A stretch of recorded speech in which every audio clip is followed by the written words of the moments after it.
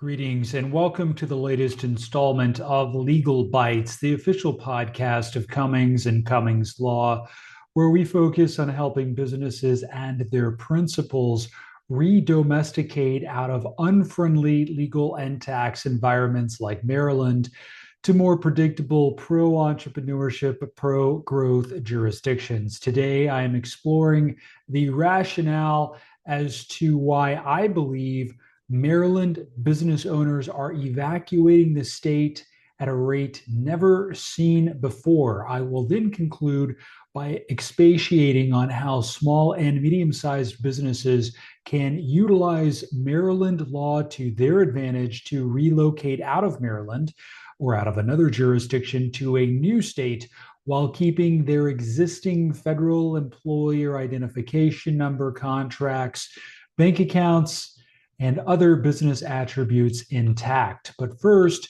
a brief introduction. My name is Chad Daniel Cummings, and I am an attorney and certified public accountant serving clients in matters of business, tax, and commercial law. I am Chief Executive Officer of the multi-state, multi-attorney law firm Cummings and Cummings Law. And in addition to my day job, I also teach business and tax law at the university level. I hold 4 degrees, including 2 law degrees, as well as a bachelor's degree in accounting and a master's degree in taxation, in addition to 12 professional licenses and certifications covering accounting, tax, audit, financial planning, and of course, the law. My firm website is www.cummings.law. On to business.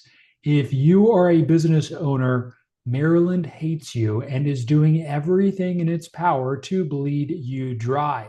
If you do not believe me, or if you think that's hyperbole, you have not been keeping up with the changes, actual and proposed, to the state's tax code. Here are some reasons to consider leaving Maryland if you are a small or medium-sized business owner and if you have a choice in the matter. The Tax Foundation described Maryland's most recent legislative session as the most aggressive package of tax increases in the United States. Not among the most aggressive, the most aggressive of all 50 states. Maryland enacted the single worst set of tax changes in the country in a single legislative session. And worse, it made them retroactive to January 1, 2025, which raises some rather thorny constitutional issues. The taxes were raised, then the effective date was set in the past.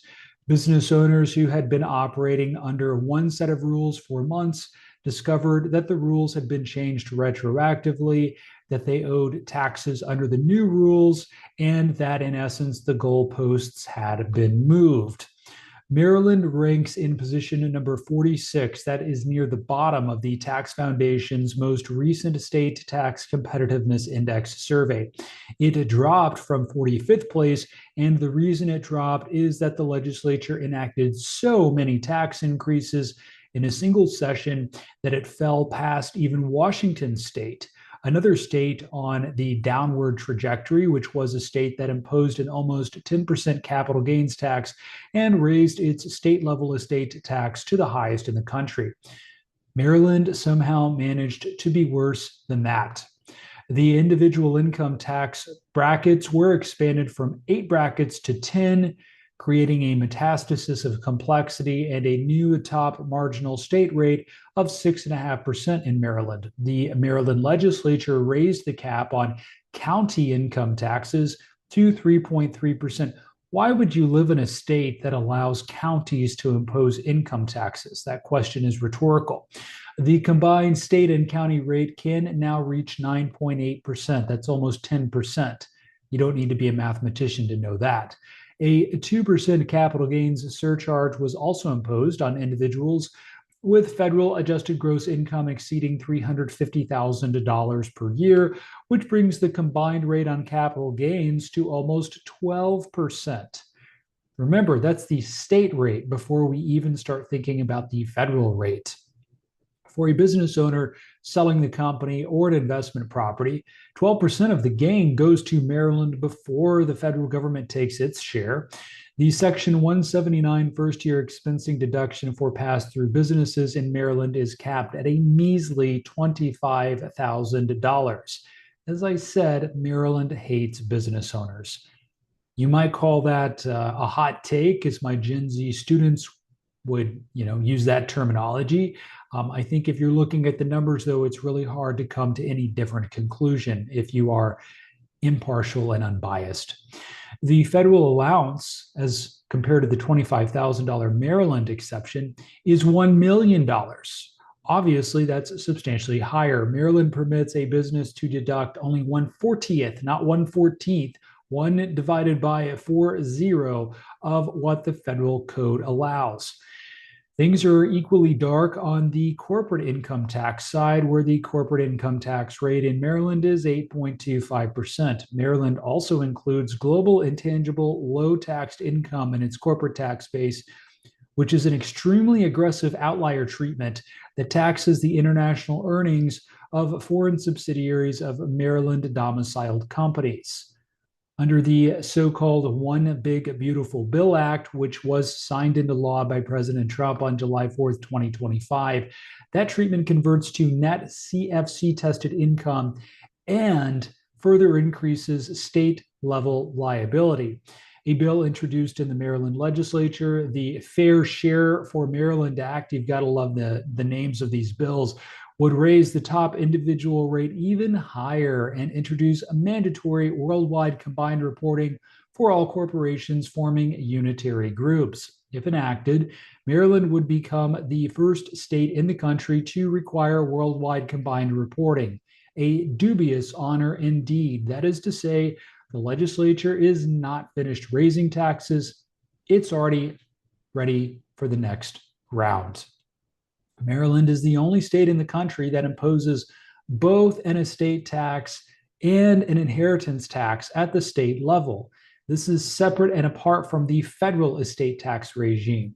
The Maryland estate tax applies at a maximum rate of 16%, which is eye-wateringly high, and the inheritance tax applies at a maximum rate of 10%. Both apply to the same transfer. Why would you live in this state when you could live in a state like Florida or Texas, which imposes neither a state level estate or inheritance tax or capital gains taxes? For a business owner whose company constitutes a material portion of their net worth, the dual extraction at death can consume more than a quarter of the transferred value. Wow. Maryland is also the only state in the union that imposes a digital advertising tax. The first time I read about this, I thought I was misunderstanding, but no, it really is what it sounds like. That tax applies to revenue derived from digital advertising services in the state and has been subject to legal challenge since the enactment. In 2025, the Maryland legislature added another 3% sales tax on data, information technology, and business to business digital services. Maryland now taxes digital advertising, digital services, and business to business technology transactions at the state level. No other state does that. Maryland hates business owners. With this context in mind, redomestication is the lesser known legal process of transferring a company's legal state of domicile to a new state without dissolving it, without creating a new entity, and without triggering federal income tax, but only when performed within the strict formalities required by the Federal Internal Revenue Code, applicable Treasury regulations, and the statutory frameworks of both the destination and departing states.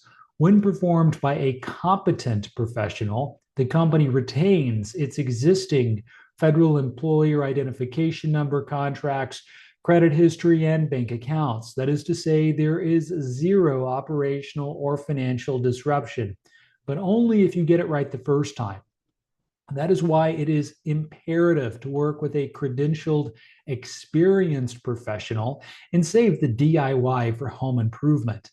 I have successfully completed redomestications from all 50 states, and yes, that includes Maryland, and for limited liability companies, partnerships, subchapter S entities, and subchapter C corporations.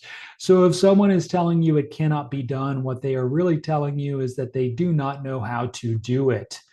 Foreign entity registration is not the same thing as redomestication because foreign entity registration, also referred to as foreign qualification among a miasma of other somewhat misleading terms, does not change the company's domicile. It does the opposite, in fact, by keeping the entity in the former state indefinitely and merely adding another layer of compliance and tax obligations in the destination jurisdiction, leaving you anchored to the state you thought you were leaving.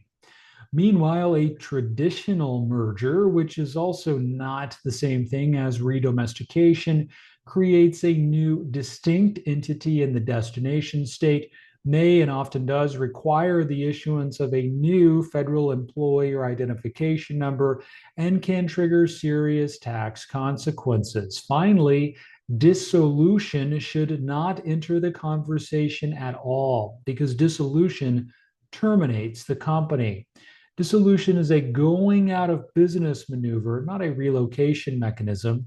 Dissolution is often a taxable event and, when performed incorrectly, can expose the owners of the company to unlimited personal, yes, you heard me correctly, personal, joint, and several liability for the company's liabilities, known and unknown. That is because the so-called veil of protection no longer exists because the company no longer exists. If you think dissolution is a cost-saving mechanism, you are in for a rude awakening. And if you have a so-called professional saying, oh, just dissolve the company and suggesting that as a relocation mechanism, you need to run, not walk out the door and seek better advice. Redomestication, when paired with a change of personal residency and that is an important and, a reduction or outright cessation of business operations in the former state can reduce or even eliminate state tax exposure there for the entity and its owners. Now, don't take my word for it. Ask your CPA. Now is the time to consider acting before the Maryland legislature considers changes to Maryland law to hinder or even eliminate the possibility of redomestication. If you have questions regarding potentially redomesticating your existing LLC or corporation out of Maryland or out of another state, please use the link in the description for more information on this nuanced process and to schedule time for you and I to speak one-on-one about your specific situation. Again, my name is Chad Daniel Cummings of the firm Cummings & Cummings Law, and I hope that you found this information illuminating. As always, the information in this presentation is necessarily general in nature and is not legal or tax advice, nor should it be construed as such, because that advice definitionally must be specific to a particular set of facts and circumstances.